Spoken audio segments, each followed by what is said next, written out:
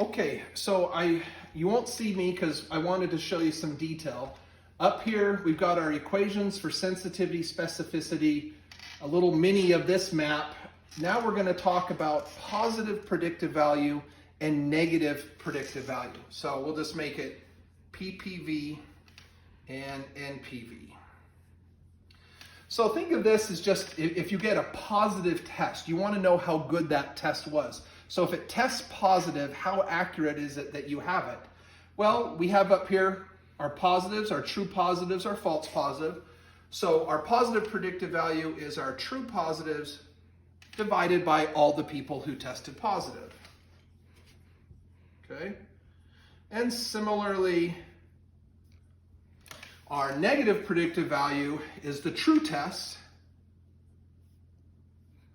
divided by the total amount of negative tests. Okay?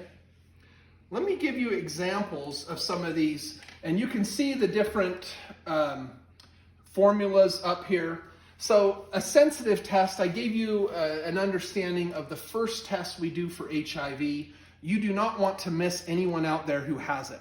So the initial test someone gets when they're checked for HIV is a very sensitive test, which means as a negative, we do include a few more false negatives. If someone tests positive for HIV, then the next test done is a very specific test. And that's trying to rule out all of those people who falsely came in positive. Okay, so again, the first test, very sensitive, the next one specific. You're trying to really, by the combination of those two, get to a very accurate test. A positive predictive test and a negative predictive test. So a good example of a positive predictive test, when you get checked for a urinary tract infection, there's a thing, one of the tests is called nitrites. Nitrites are not likely to show up unless someone truly has a urinary tract infection.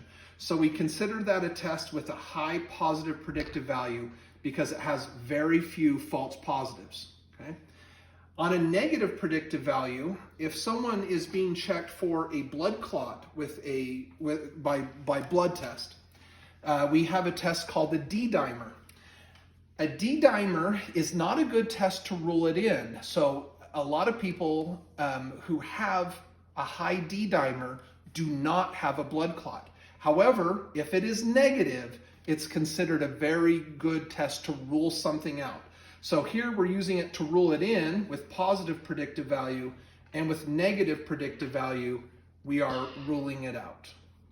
I hope that makes sense. I'll leave these equations up here. Stop.